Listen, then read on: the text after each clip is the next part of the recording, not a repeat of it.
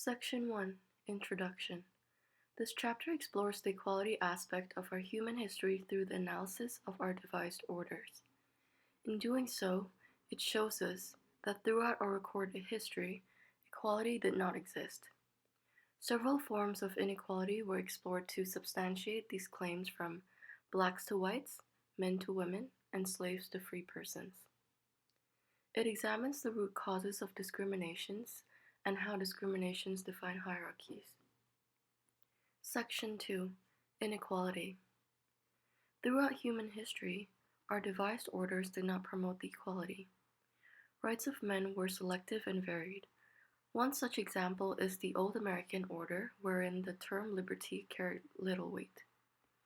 Liberty simply meant that the government could not seize or command your private property under normal circumstances.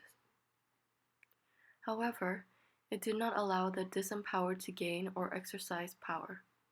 This was simply the upholding of personal wealth, but not personal freedoms. Many arguments were made favoring inequality. Aristotle postulated one's status in society was merely a reflection of one's innate nature. This gave way to the pseudo-scientific stance of white supremacists, in which they proclaim biological reasons for inequality.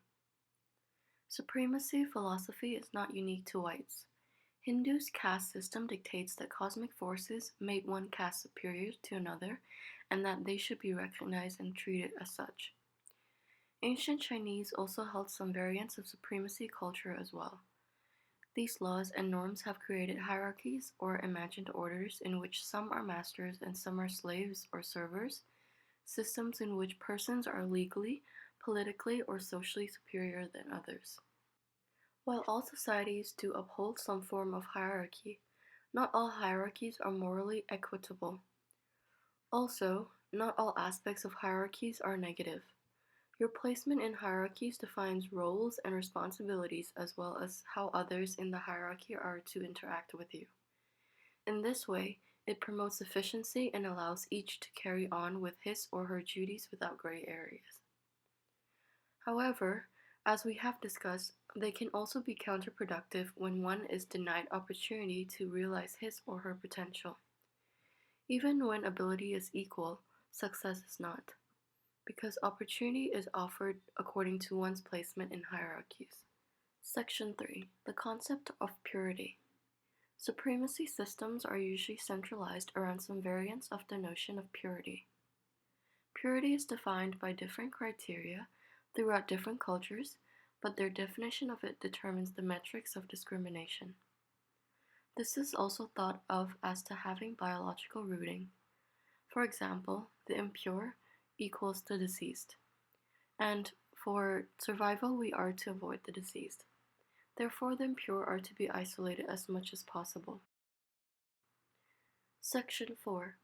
How the concept of purity influences discrimination. Purity of race.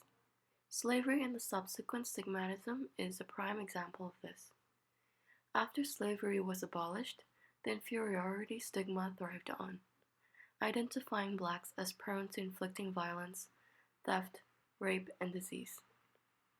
This led to the formation of Jim Crow, laws prohibiting blacks from voting, studying in white schools due to fear of the aforementioned. They were being isolated, for they were thought of as being impure humans, and their impurity could pollute the pure, spreading this perceived pollution. This permeated throughout many aspects of society, including beauty standards. Section 5. Sex and gender. Sex, biological. Gender, cultural. For example, masculine or feminine characteristics and features. Therefore, this varies by culture. Gender roles expectations had led both men and women over time to go to extremes to prove themselves. This caused inequality between the rights of men and women. The perceived variance in the innate capacities from man to woman was founded on the various reasons, such as physical strength, belief that men are stronger than women, aggression, belief that testosterone enhances aggressive tendencies necessary for ascending social ladders. Genetic evolution, Belief that patriarchal genes evolved to encompass more competitive tendencies since men competed against each other for fertile women and women had no such competition. Therefore, women genes evolved to have submissive tendencies not suited for leadership.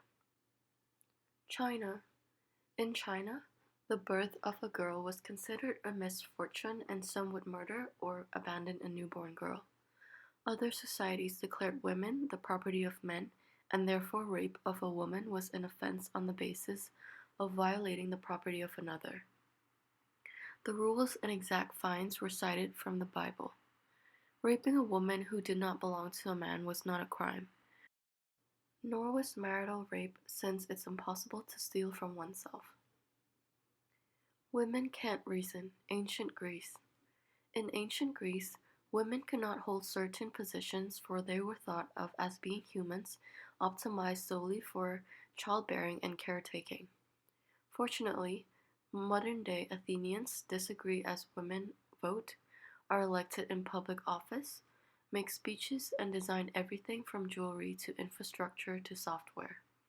While they are still underrepresented in parliament, at only 12%, this is thought of to be more of a matter of personal choice as there are no identifiable barriers from preventing them from perusing these paths. Sexuality. Cultures that prohibit homosexuality tend to argue that they only prohibit that which is unnatural. However, homosexuality is biologically possible, which makes it natural. In reality, concepts of natural and unnatural aren't taken from biology, but from Christianity. Theological meaning of natural is in accordance with God. This stipulates that every organ was created for a purpose intended by God, and to not use it for that purpose would be unnatural and therefore prohibited. However, nearly all of our organs have evolved for different purposes and are used in those ways. A mouth which was only made for eating is also used to kiss and speak amongst other things. Wingless insects had other organs evolve into wings for survival. Is it then sin for a once wingless insect who now has wings to fly for his survival? Sex first evolved for procreation, but now is used for many other purposes in both the animal kingdom and human societies. Section 6. Conclusion.